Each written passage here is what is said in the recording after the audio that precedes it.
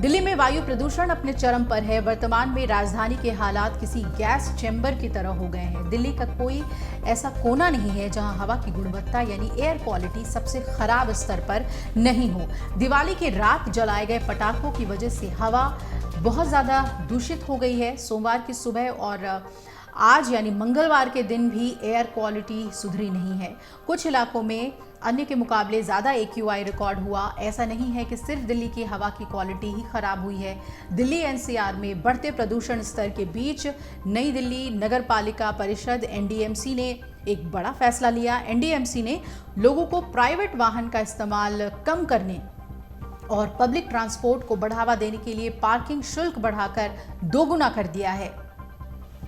और प्रदूषण की बात करें तो ऐसा ही कुछ पड़ोसी शहरों का भी हाल है। मसलन गाजियाबाद, नोएडा, गुरुग्राम, फरीदाबाद जैसे शहर के लोग भी साफ हवा के लिए तरसते हुए नजर आ रहे हैं। चिंता की बात यह है कि कई शहरों पर प्रदूषण का स्तर इतना ज्यादा हो गया है कि मशीन उसे रिकॉर्ड भी नहीं कर पा रही थी। सुप्रीम कोर्ट के जरिए पटाखों पर लगाए गए पूर्ण प्रतिबंध के बाद भी दिल्ली NCR में जमकर पटाखे फोड़े गए, आतिशबाजी की गई। दिल्ली में आनंद विहार को वायु प्रदूषण का सबसे बड़ा हॉटस्पॉट माना जाता है। रविवार रात ये शहर का सबसे प्रदूषित इलाका रहा, लेकिन इस बार गाड़ियों के प्रदूषण या कंपनियों के धुएं या फिर धूल की वजह से प्रदूषण नहीं बढ़ा, बल्कि इसके पीछे पटाखे जिम्मेदार रहे। इस इलाके में हुई आतिशबाजी की वजह से प्रदूषण का स्तर काफी ज्यादा बढ़ गया।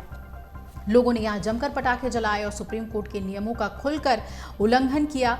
आनंद विहार में रात तक PM 2.5 का स्तर 1985 माइक्रोग्राम प्रति क्यूबिक मीटर पहुंच गया। राष्ट्रीय सुरक्षा मानकों के हिसाब से ये 33% ज्यादा है। राष्ट्रीय सुरक्षा मानक 60 UG पर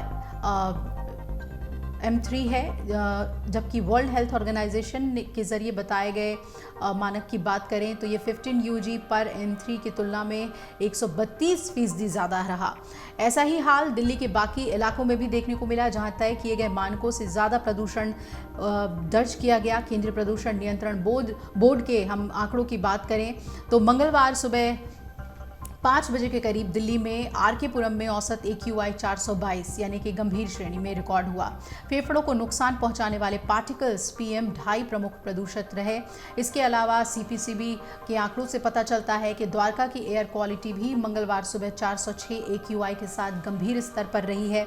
इस तरह ITO में सुबह 5 बजे AQI 432 गंभीर श्रेणी में, पूरे दिन इसी स्तर के आसपास ITO में AQI बना रहेगा, ये रिपोर्ट कह रही है। साथ ही हरियाणा के गुरुग्राम के निवासियों को भी जहरीली हवा का सामना करना पड़ रहा है। मंगलवार सुबह सेक्टर 51 में AQI 430 दर्ज किया गया। नोएडा की बात कर लें तो यहाँ सेक्टर 62 में 377 AQI रिकॉर्ड हुआ और जो पूरे दिन खराब रहने वाली है। गुरुग्राम में नर्सरी से लेकर 5वीं क्लास तक की पढ़ाई को प्रदूषण की वजह से सस्पेंड किया गया है। अधिकारियों ने सोमवार को ही बताया कि इन्हें फिर से खोला जा रहा है और जिले के प्रशासन की तरफ से 6 नवंबर को इस संबंध में आदेश दिया गया था। अब हम बात करें तो एयर क्वालिटी पर नजर रखने वाली स्विस कंपनी IQ एयर के अनुसार सोमवार को दिल्ली दुनिया का सबसे प्रदूषित शहर रहा। इसके बाद पाकिस्तान में लाहौर और कराची का नंबर था। दुनिया के सबसे प्रदूषित शहरों में मुंबई और कोलकाता 5वें और 6ठे स्थान पर रहे।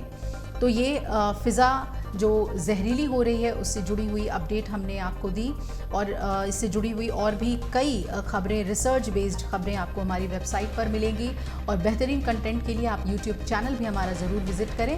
फिलहाल इस बुलेटिन में इतना ही। जुड़े रहिएगा amarujala.com के साथ। नमस्कार। अगर आप ये वीडियो YouTube पर देख रहे हैं तो हमारे चैनल को सब्सक्राइब करें और बेल आइकन को दबाना ना भूलें। अगर आप Facebook पर ये वीडियो देख रहे हैं तो हमारे पेज को लाइक करें।